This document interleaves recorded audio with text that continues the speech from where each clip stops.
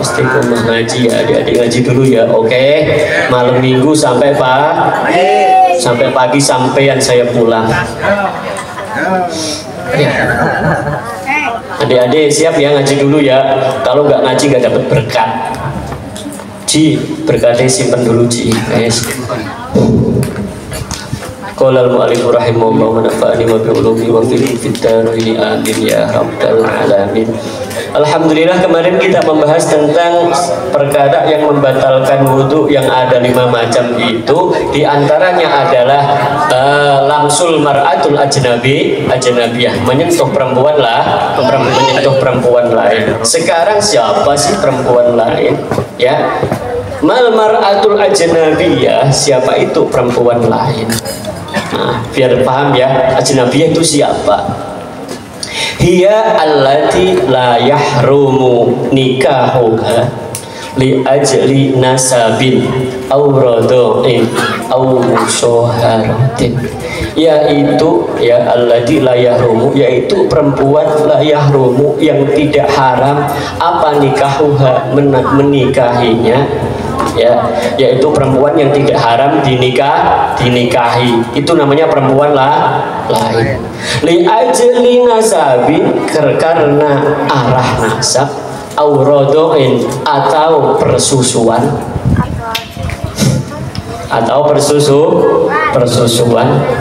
au musoharodin, atau mertua. Yang dimaksud di sini adalah adanya hubungan perkawinan baik ke atas maupun ke bawah, baik mertua maupun mantu. Ya, seperti itu yang dimaksud. Tinggal posisinya di mana, kita ada di posisi yang mana, sebagai mertua, apakah sebagai mantu, kan begitu. Nah, jadi yang dimaksud ajnabiyah itu perempuan yang tidak haram menikahinya. Ya, berarti yang haram dinikahi namanya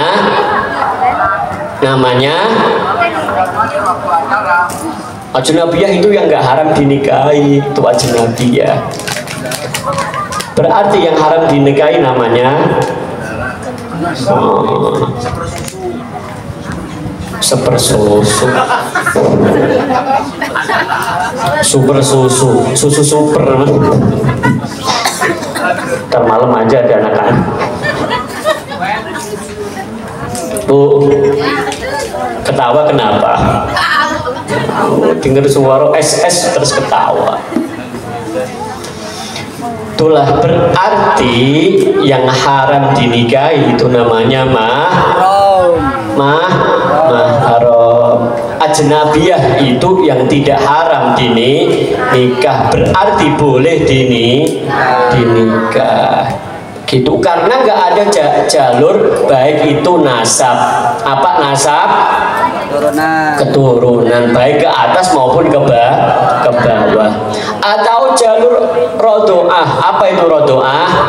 Tadi apa rodoah? Jalur SS, jalur persusuan, atau karena jalur musoharoh, jalur yang disebabkan adanya proses pernikahan.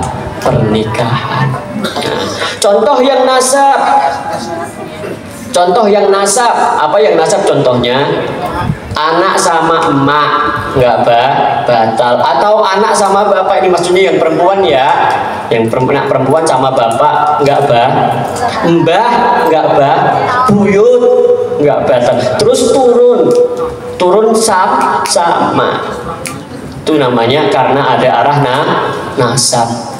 Nah, ini nanti harus kita cari, lain arah nasab, lain arah persusuan, lain arah hubungan perkawinan nanti ya, itu berarti ajnabiyah, termasuk membatalkan wudhu.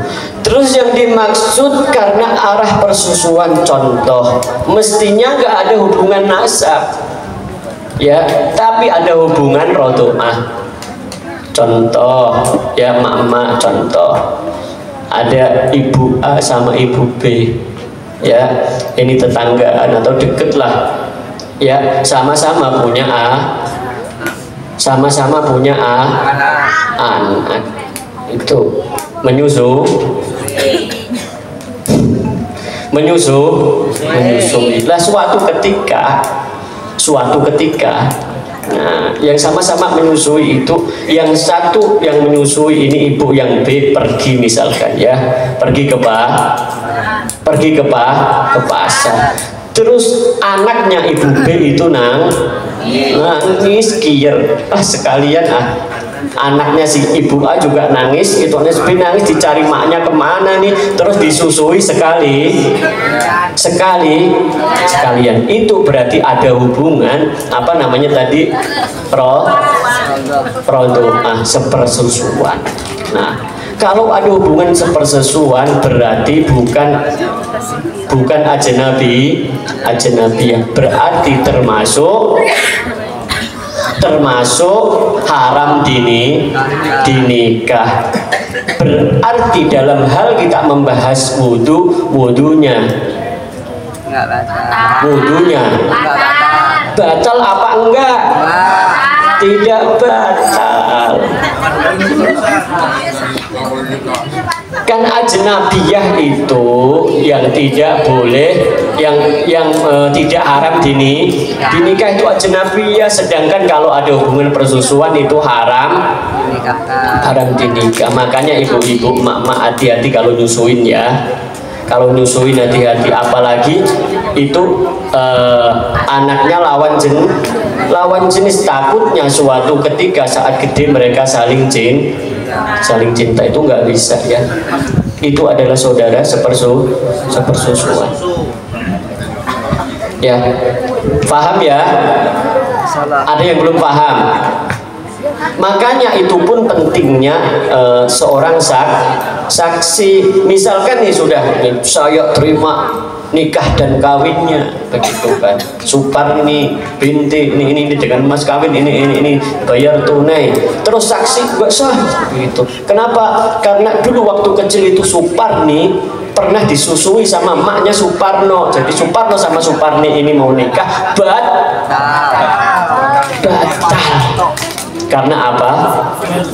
Sepersusuan. Apa sih?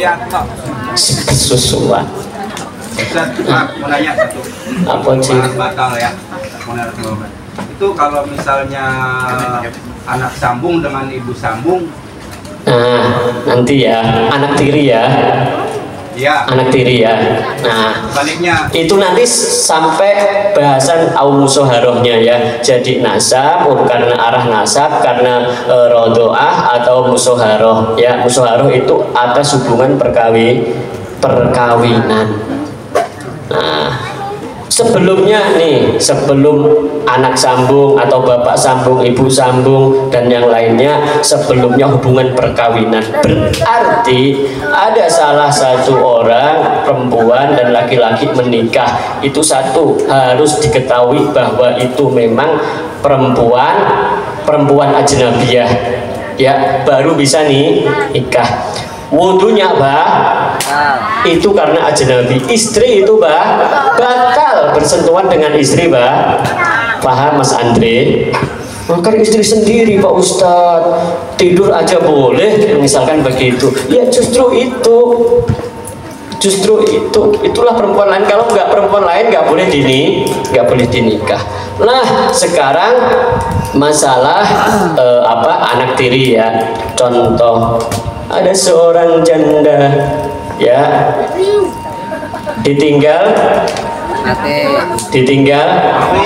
dicerai atau ditinggal oleh suaminya, kemudian menikah lagi dengan seorang duda. Contoh ya, contoh. Nah, pernikahannya ini sekali menikah, duda dan janda ini baru akad. Setelah akad ya, kok sah ke atasnya ibu, berarti termasuk ibu mertua, itu langsung jadi mahram selamanya, nggak boleh dinikah. Paham? Misalkan gue nikah tuh ya, ternyata si janda tersebut punya emak cantik misalkan begitu kan, udah nggak bisa. sudah nggak bisa. Kan belum ngapa-ngapain Pak Ustadz, baru selesai ijab dan kabul, tapi nggak bisa. Berbeda yang ke bawah. Contoh yang ke bawah itu, setelah duda tadi jandanya pun punya anak. Contoh, habis nikah itu duda sama janda, kemudian kabul sah, terus pingsan, ternyata meninggal jandanya. Menikahi anaknya masih bisa. Tetapi jika sudah sah, terus sudah masuk kamar kikuk-kikuk, menikahi anaknya nggak bisa. Kikuk-kikuk, makanya kikuk-kikuk itu masalah. Tadi mestinya terus sentuhan tadi batal Pak.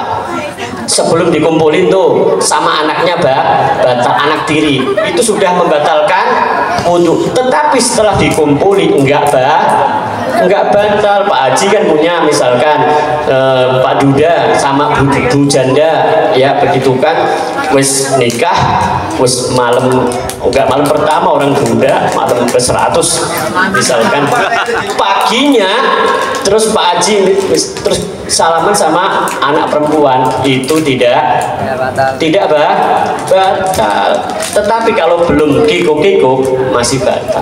Lah ke atasnya baik sudah kikuk-kikuk maupun belum, tetap sudah jadi mahram, sudah nggak batal.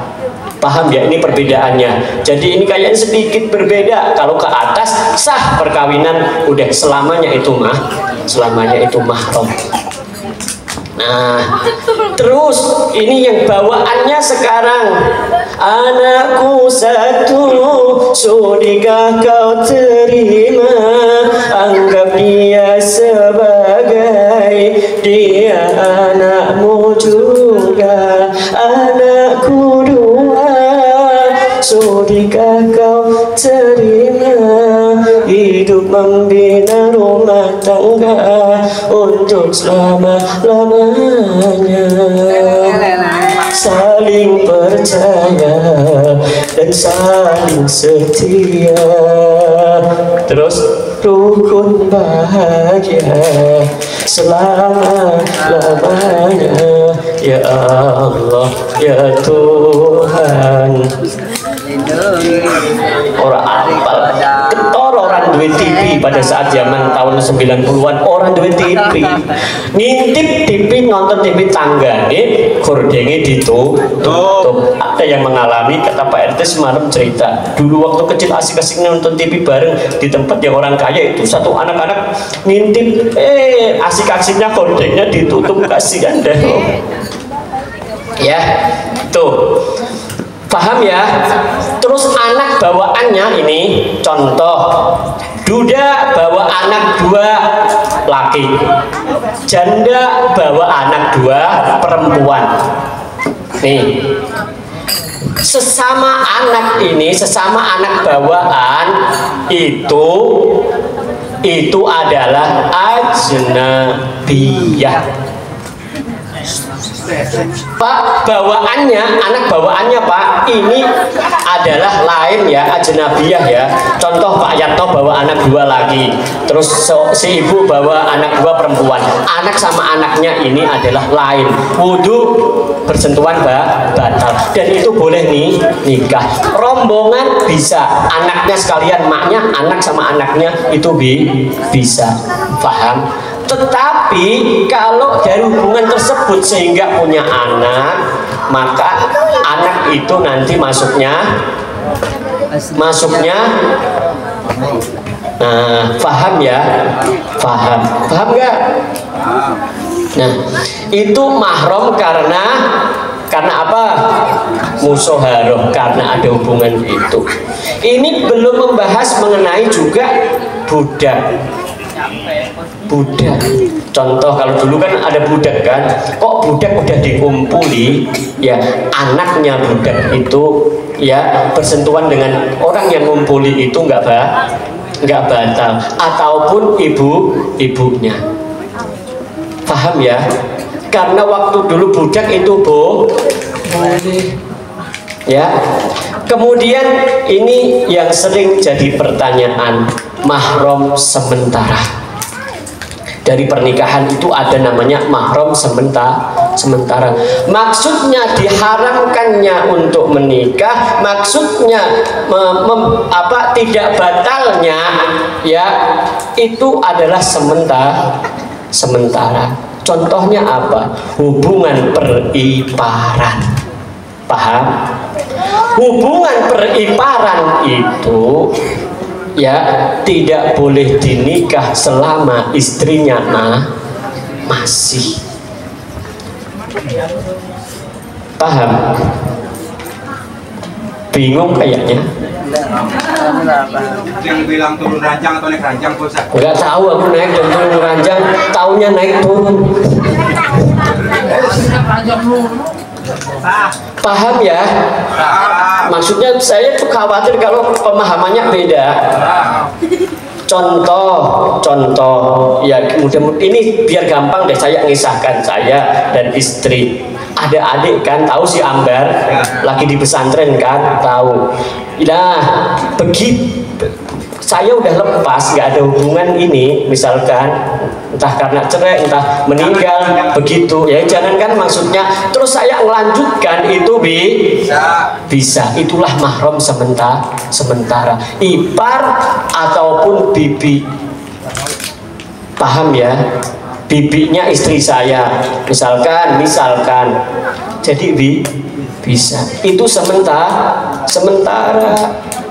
lah yang mahram sementara ini jika bersentuhan batal kayak saya sama si Ambar itu membatalkan wudhu nggak boleh dinikah selama saya belum paham.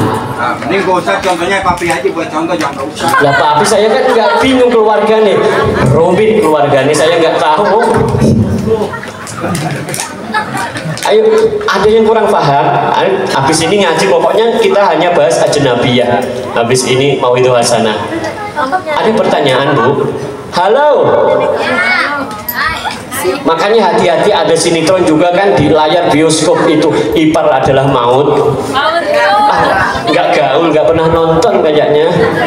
Beli karcis nonton dong bareng-bareng nobar malam Sabtu kita nonton bareng. Siap nggak?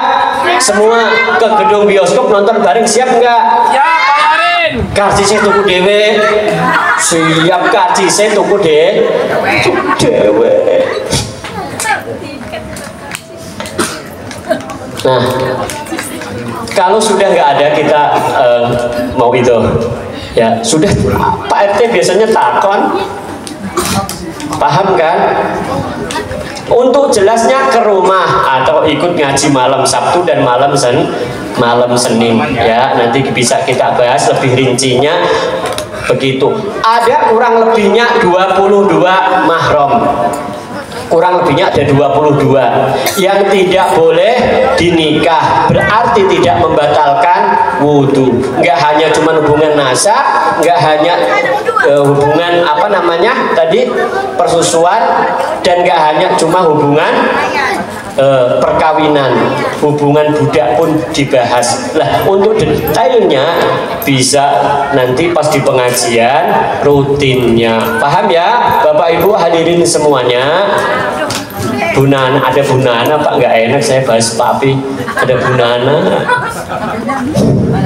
Sudah, alhamdulillahirabbil alamin. Mudah-mudahan sedikit menjadi pelajaran buat kita untuk kita amalkan di keseharian kita. Sekarang kita bisa berhati-hati ya, wahai para remaja. Saya ini sama siapa batal, sama siapa batal, harus bisa berhati-hati. Demikian kita tutup. Wallahu a'lam bishawab. Hadirin rahimani wa rahimakumullah, untuk lebih hikmatnya, nambah berkahnya, kita dengarkan, kita simak mauidhah hasanah daripada guru kita Romo Kiai Warnadi, wakil daripada pengurus cabang Nahdlatul Ulama Jakarta Pusat.